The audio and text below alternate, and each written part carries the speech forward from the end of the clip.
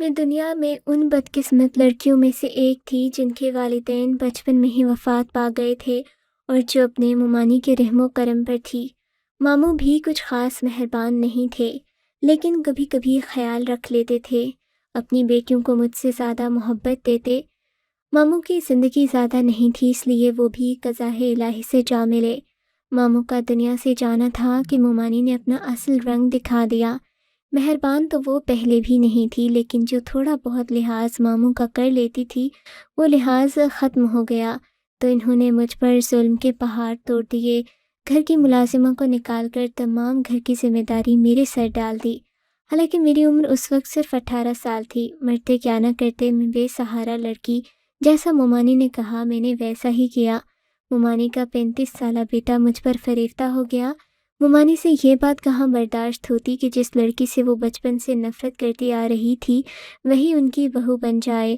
اپنے شاندار بیٹے کے لیے ممانی نہ جانے کتنے سپنے سجائے ہوئے تھی۔ وہ اپنے بیٹے کے لیے کوئی ڈاکٹر بہو لانا چاہتی تھی، کسی اونچے خاندان سے، اور میں تو ایک غریب لڑکی تھی جس کے والدین بھی نہیں تھے اور جس کو جہیز کے نام پر کچھ ملنا بھی نہیں تھا۔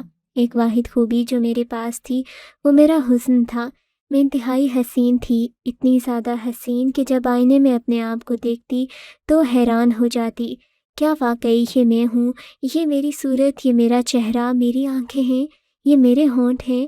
میں اپنے چہرے پر ہاتھ رکھ کر اپنے حسن کو دیکھتی رہتی، لیکن میرا حسن کچن اور گھر کی نظر ہو گیا۔ ممانی کا بیٹا مجید میرے حسن کا دیوانہ ہو گیا۔ اس نے ممانی سے کہا کہ شادی کرے گا تو مجھ سے، ورنہ کسی سے نہیں۔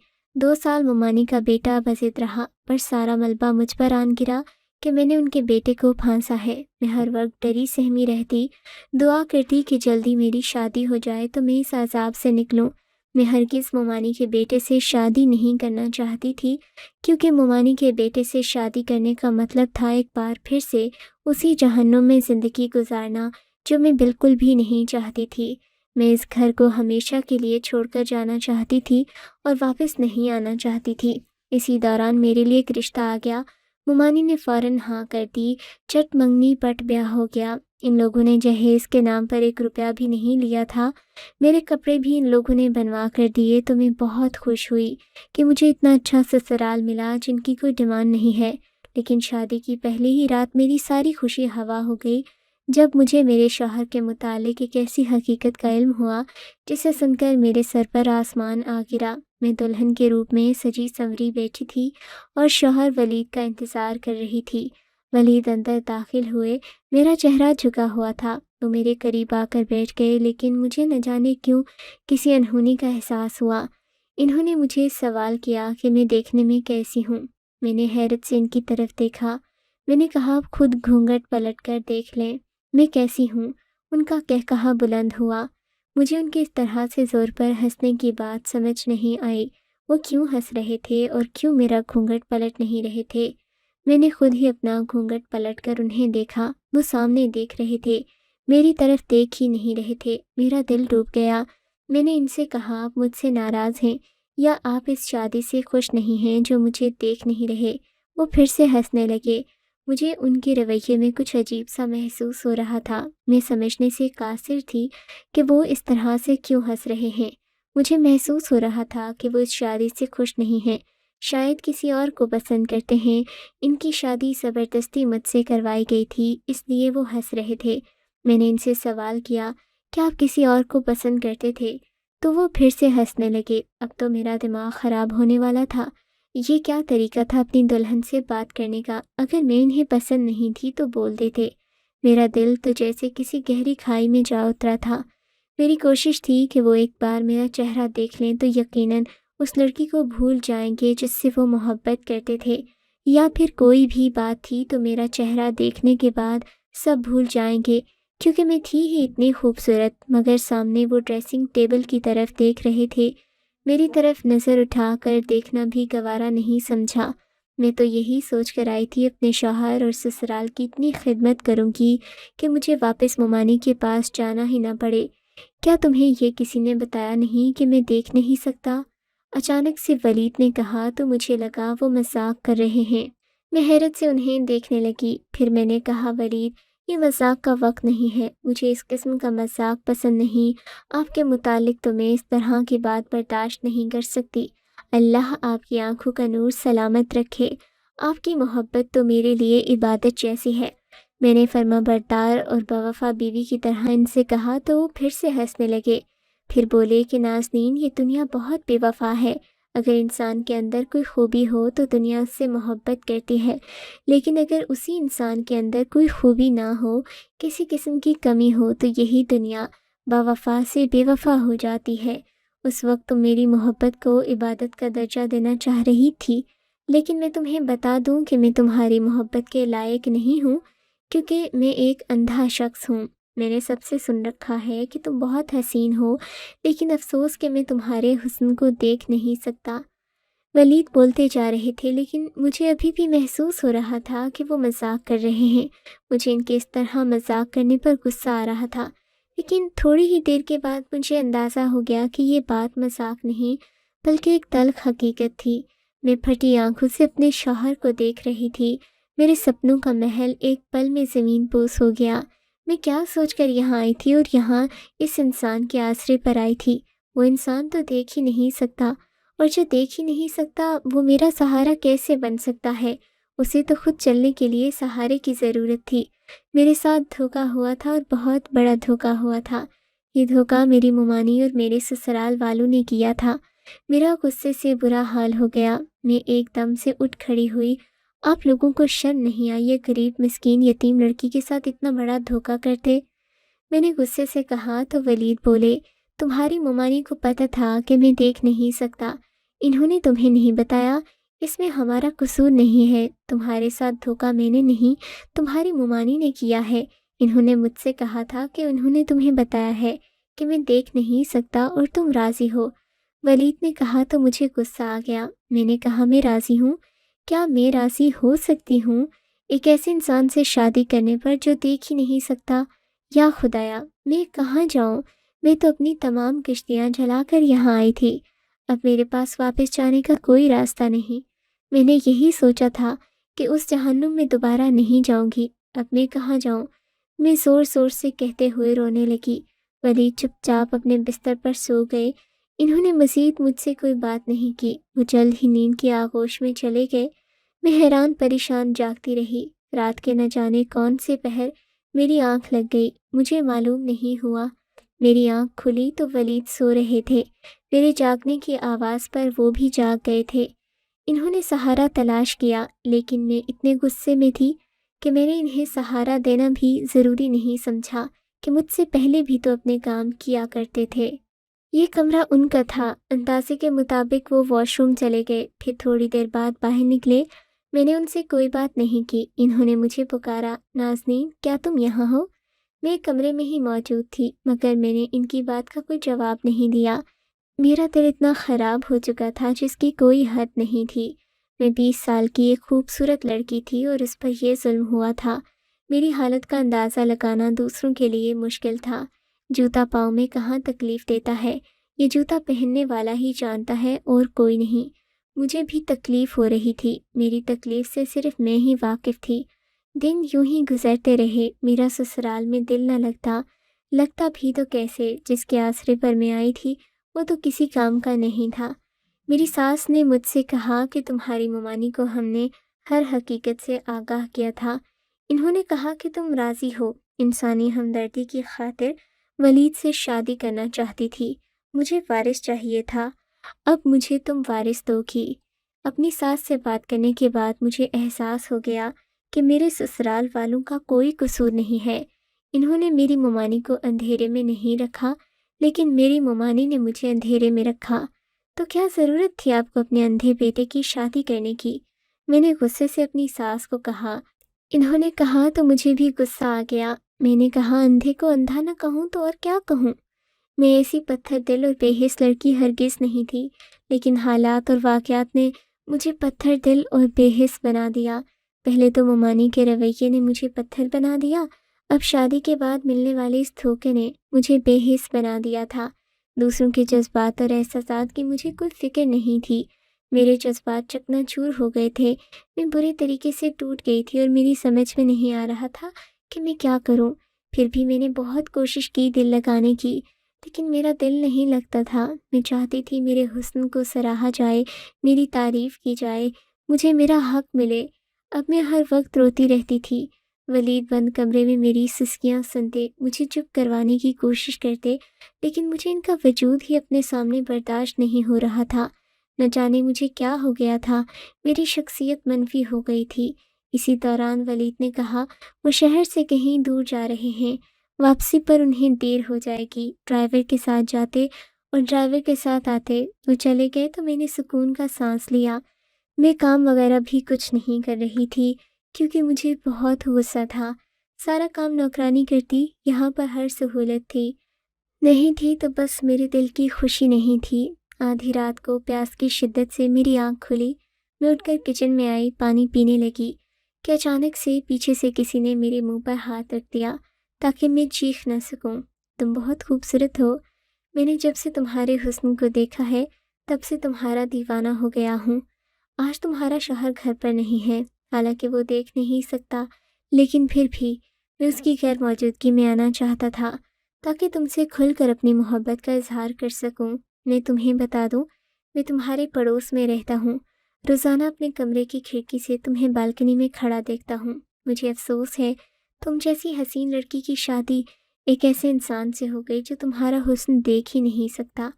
میرے کان کے قریب سرگوشی کے انداز میں وہ بولتا جا رہا تھا۔ میں نے آنکھیں گھما کر دیکھا تو اس نے نقاب پہنا ہوا تھا اور اس کی آنکھیں نمایاں تھیں۔ میں قسمت اور حالات کی ماری ہوئی لڑکی تھی۔ جب کسی اور کے منہ سے اپنے لیے تعریف سنی تو مجھے بہت اچھا لگا، بجائے اس کے کہ میں اس کی باتوں پر غصہ کرتی۔ مجھے اس کی باتیں اچھی لگیں اور ایسی باتوں ہی کو میں سننا چاہتی تھی جو میرے حسن کو سراہیں۔ میں نے اسے اشاروں میں کہا مجھے بولنے دو۔ اس نے میرے منہ سے ہاتھ ہٹا دیا۔ میں نے پوچھا تم کون ہو؟ اس نے بتایا میں تم سے محبت کرتا ہوں اور روزانہ تمہیں دیکھتا ہوں۔ میں نے اس سے کہا یہاں سے چلے جاؤ، میرا شوہر آ جائے گا۔ اس نے کہا مجھے تمہارے شوہر کی خبر ہے، وہ کل صبح ہی آئے گا۔ لیکن پھر بھی مجھے اپنی ساس کا خوف تھا۔ اس رات تو میں نے اسے بھگا دیا، لیکن اب جب بھی ولید کام سے کہیں جاتے تو وہ آ جاتا۔ نہ جانے اس نے کون سا چور رستہ بنایا ہوا تھا۔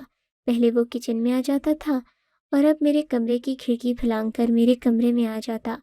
ہم دونوں باتیں کرتے اور وہ میرے حسن کی تعریف کرتا رہتا۔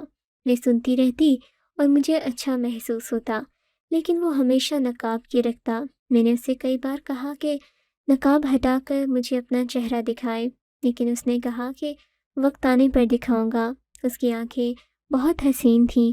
اس کی آنکھوں سے اندازہ ہو رہا تھا کہ وہ ایک خوبرو نوجوان ہے۔ آنکھوں سے بھی زیادہ اس کی باتیں اچھی تھیں، یعنی کہ وہ گفتار کا غازی تھا۔ مجھے اس کی محبت بھری باتوں کی عادت ہو گئی تھی۔ وہ سارا سارا دن فون کر کے بھی مجھ سے محبت بھری باتیں کرتا۔ میری زندگی میں جب کسی چیز کی کمی تھی وہ مجھے مل رہی تھی، لیکن ایک نامحرم سے۔ وہ تو میری تعریف کرنے سے قاصر تھا جو میرا محرم تھا۔ کافی عرصے تک یہ سلسلہ چلتا رہا۔ وہ ولید کی غیر موجودگی میں آتا رہتا، ہم باتیں کرتے، لیکن کبھی اس نے کوئی غلط حرکت نہیں کی۔ میری عقل پر شیطان نے پردہ ڈال لیا تھا۔ مجھے یہ بھی خوف نہیں تھا کہ کوئی اجنبی شخص میرے کمرے تک آ جاتا ہے اور وہ کچھ غلط بھی کر سکتا ہے۔ کسی اجنبی پر اعتبار کرنا کس قدر سخت تھا۔ میرا شوہر تو صرف آنکھوں سے اندھا تھا، مگر میرا تو دل بھی اندھا ہو چکا تھا۔ میری روح سب کچھ اندھی ہو چکی تھی۔ میں کیا کر رہی ہوں؟ مجھے نظر نہیں آ رہا تھا کہ میں کتنا غلط کر رہی تھی۔ مجھے احساس نہیں تھا، لیکن میں یہ سب کیوں کر رہی تھی؟ میں نے کبھی خود سے سوال نہیں کیا۔ ایک رات ہم باتیں کر رہے تھے کہ ولید کی کال آئی کہ وہ پہنچنے والا ہے۔ میں حیران ہو گئی کہ وہ اچانک سے کیسے آ گیا۔ میں نے اس سے کہا کہ وہ کہیں چھپ جائے، کیونکہ ولید کی گاڑی کی آواز سنائی دی اور وہ اندر داخل ہو چکا تھا۔ اس نے کہا مجھے چھپنے کی کیا ضرورت ہے، تمہارا شوہر تو دیکھ ہی نہیں سکتا۔ یہ سوچ کر مجھے بھی ہنسی آ گئی۔ میں نے کہا واقعی جب وہ دیکھ ہی نہیں سکتا تو کیا ضرورت ہے؟ پھر اس نے کہا کہ میں جا رہا ہوں اور وہ چلا گیا۔ تھوڑی دیر بعد ولید اندر آئے۔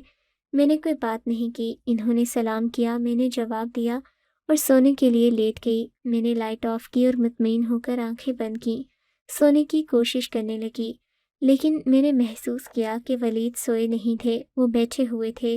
پھر اچانک سے بول پڑے، نازنین، تمہیں معلوم ہے میرے والد بھی اندھے تھے اور میری ماں بے حد حسین تھی۔ خاندان والوں کے دباؤ میں آ کر میری ماں نے میرے والد سے شادی تو کر لی، لیکن ان کے اندر ایک ویرانی بھی ہمیشہ سے، اور انہیں ایک اندھے انسان کے ساتھ زندگی بسر کرنا بہت مشکل لگ رہا تھا۔ میں پیدا ہوا تو والدہ نے اپنا دل مجھ سے لگا لیا، لیکن پھر ان کا دل مجھ سے اٹھ بھی گیا۔ انہوں نے اپنا دل کہیں اور لگا لیا۔ ابا کی غیر موجودگی میں روزانہ ایک غیر شخص ہمارے گھر آتا اور میری ماں اس سے باتیں کرتی رہتی تھی اور میں سنتا تھا مگر کچھ کہتا نہیں تھا۔ جیسے ہی ولید نے یہ الفاظ ادا کیے میری جان نکل گئی۔ یہ تو میری ہی کہانی تھی جو مجھے سنائی جا رہی تھی، یعنی میری ساس کے ساتھ بھی یہی ظلم ہوا اور میری ساس نے وہی ظلم میرے ساتھ دہرایا۔ نہ جانے کیوں مجھے احساس ہوا کہ میری ساس نے اپنی محرومی کا بدلہ مجھ سے لیا۔ ولید نے پھر بولنا شروع کیا تو میں ہمتاً گوش ہو گئی، لیکن مجھے کسی قسم کا خوف نہیں تھا۔ میرا بچپن ختم ہو گیا، یہاں تک کہ میرا لڑکپن اور پھر جوانی آ گئی۔ وہ شخص نہ جانے کہاں چلا گیا تھا۔ پھر میں اور میری ماں تھے، اور میری ماں نے دوسرا بچہ پیدا کرنے کی زحمت نہیں کی۔ میرے والد اس دنیا سے رخصت ہو گئے۔ ساری زندگی میرے والد کو پتہ نہ چل سکا کہ ان کی غیر موجودگی میں کوئی ان کے گھر آتا ہے اور ان کی بیوی سے باتیں کرتا ہے۔ پھر میری ماں اتنی ڈھیٹ بن گئی کہ انہیں والد کی موجودگی اور غیر موجودگی سے کوئی فرق نہیں پڑتا۔ میرے والد کے سامنے وہ شخص ہمارے گھر آتا، میری ماں اسے دوسرے کمرے میں لے جاتی اور ان کی باتوں کی آواز مجھے آتی۔ اس عرصے میں مجھے معلوم ہو گیا تھا کہ وہ میری ماں کا کوئی کزن تھا جو ان سے بے حد محبت کرتا۔ مجھے اپنے والد کا دکھ ہوتا، میں نے انہیں کچھ نہیں بتایا۔ تم جانتی ہو میں پیدائشی اندھا نہیں تھا، میں بچپن میں دیکھ سکتا تھا، پھر اپنی ماں کی حرکات و سکنات دیکھتا رہتا۔ اپنی آنکھوں سے آہستہ آہستہ میری بینائی جاتی رہی، کیونکہ یہ اندھا پن میرے باپ کی طرف سے مجھے وراثت میں ملا تھا۔ میرے لڑکپن کو پہنچا تو بالکل اندھا ہو چکا تھا۔ مجھے خوشی تھی کہ میں اب دیکھ نہیں سکتا کہ میری ماں کیا کرتی ہے۔ پھر مجھے احساس ہوا کہ مجھے یہ سب نہیں کرنا چاہیے، دوسروں کی خاطر اپنی زندگی برباد نہیں کرنی چاہیے۔ اس لیے میں نے اپنا علاج شروع کیا، اور نازنین، شادی کی رات جب میں نے تمہیں دیکھا تو تمہارے حسن کو دیکھ کر حیران رہ گیا۔ ولید کہتے کہتے خاموش ہو گئے، اور ان کی بات سن کر میرے 14 طبق روشن ہو گئے۔ وہ تو اندھے تھے، پھر انہوں نے میرا حسن کیسے دیکھ لیا؟ میں ایک جھٹکے سے اٹھ بیٹھی اور اندھیرے میں ان کے وجود کو دیکھتی رہی جو سائے کی طرح نظر آ رہا تھا۔ آپ نے کیسے مجھے محسوس کیا؟ آپ تو دیکھ نہیں سکتے۔ مجھے اپنی آواز کسی کھائی سے آتی محسوس ہو رہی تھی۔ میرا دل ٹوٹ گیا۔ وہ یہ کیا کہہ رہے تھے؟ وہ دیکھ سکتے تھے یا پھر وہ کوئی مذاق کر رہے تھے جو میرے ساتھ ہو رہا تھا؟ میں نے لڑکپن کے بعد اپنی آنکھوں کا علاج شروع کیا۔ میرے ساتھ زیادہ مسئلہ نہیں تھا، تھوڑے سے علاج میں ہی آپریشن کے ذریعے میری بینائی واپس آ گئی اور وہ سب کچھ میں دیکھ سکتا تھا۔ اس وقت میری ماں نے میری شادی کا فیصلہ کیا۔ میں نے خاموشی سے ان کا فیصلہ قبول کر لیا۔ تمہاری تصویر مجھے میری ماں نے دکھائی، کیونکہ وہ مجھے اب تک اندھا سمجھتی تھی۔ میں نے ان سے کچھ کہا بھی نہیں، میرا دل تو ان سے اٹھ چکا تھا۔ جب ہماری شادی ہوئی تو میں دیکھ سکتا تھا، میں نے تمہیں دیکھا تھا، لیکن میں یہ دیکھنا چاہتا تھا کہ تم کس طرح کی بیوی ثابت ہوتی ہو، بے وفا ہو کر میرے اندھے پن کا یا پھر میرا سہارا بنتی ہو۔ لیکن مجھے تمہارا رویہ دیکھ کر بہت افسوس ہوا۔ میں نے تمہیں چھوڑنے کا فیصلہ کر لیا تھا۔ تمہارے سامنے اندھے پن کا ناٹک میں نے صرف ایک ہی مہینہ کیا، اور ایک مہینے میں تم نے مجھے چھوڑ کر اپنا ایک عاشق بھی بنا لیا۔ ولید کی بات سن کر میرے تو سر پر آسمان آ گرا، میرے پاؤں تلے سے زمین سرک گئی۔ نازنین، وہ نقاب پوش کوئی اور نہیں، میں ہی تھا۔ ان کی بات سن کر مجھ پر غشی طاری ہونے لگی۔ میرے ساتھ کیا ہو رہا تھا مجھے سمجھ نہیں آ رہا تھا۔ میں اپنی قسمت پر کیسے ماتم کروں؟ آپ نے یہ سب میرے ساتھ کیوں کیا؟ میں نے ہمت کر کے ولید سے سوال کیا۔ ولید نے اٹھ کر کمرے کی لائٹ آن کر دی، وہی نقاب دراز سے نکالا، اپنے چہرے پر پہن لیا۔ میں نے دیکھا یہ وہی شخص ہے جو مجھ سے ملنے آتا تھا۔ میں نے اپنے شوہر سے اس قدر نفرت میں مبتلا ہو گئی تھی کہ کبھی غور نہیں کیا کہ آنکھیں میرے شوہر کی آنکھیں جنہیں میں دیکھتی ہوں نقاب کے پیچھے۔ نازنین، اگر میں شادی کے بعد اندھا ہو جاتا کسی حادثے میں تو کیا تم کسی اور سے روابط استوار کر لیتی؟ ولید کے سوال نے مجھے شرمندہ کر دیا۔ میرے پاس بولنے کی ہمت نہیں تھی۔ میرا دل کر رہا تھا زمین پھٹ جائے اور میں اس میں سما جاؤں۔ مجھے اس نقاب پوش سے محبت ہو گئی تھی، اور پھر وہ میرا شوہر ہی تھا۔ اب میں کہاں جاؤں؟ میں تم سے ناراض نہیں ہوں۔ میں حالات کا مارا ہوا انسان تھا جس نے اپنی ماں کی بے وفائی دیکھی تھی، اور میں اس کی سزا ایک معصوم لڑکی کو دینا چاہ رہا تھا، اسے آزما کر۔ لیکن آج مجھے احساس ہو رہا ہے کہ میں نے غلط کیا۔ میں تمہیں معاف کرتا ہوں کیونکہ میں تمہارے کردار کو جان گیا ہوں۔ تم نے ایک اجنبی سے صرف باتیں کیں، اپنی حدود کا خیال رکھا، تمہارے احساسات اور جذبات میں پاکیزگی میں نے تنہائی میں دیکھ لی تھی۔ مجھے احساس ہو گیا کہ تمہیں صرف محبت بھری باتوں کی ضرورت تھی، تمہارے اندر کوئی برائی نہیں تھی، ایک احساس کمتری تھا اور بس۔ نازنین، میں تمہیں کیا خاک معاف کروں گا، بلکہ میں تو اس قابل نہیں کہ تمہیں معاف کر سکوں۔ مجھ میں ہمت نہیں کہ میں تم سے معافی مانگوں۔ ہو سکے تو مجھے معاف کر دو۔ غلط تم نے نہیں بلکہ میں غلط ہوں۔ میں نے تمہارے ساتھ غلط کیا، تمہیں آزمائش میں ڈال کر، کسی اور کی سزا تمہیں دے کر۔ ولید نے کہا تو میں نے روتے ہوئے ان سے معافی مانگی۔ میں نے انہیں معاف کر دیا، وہ بھی مجھے معاف کر دیں۔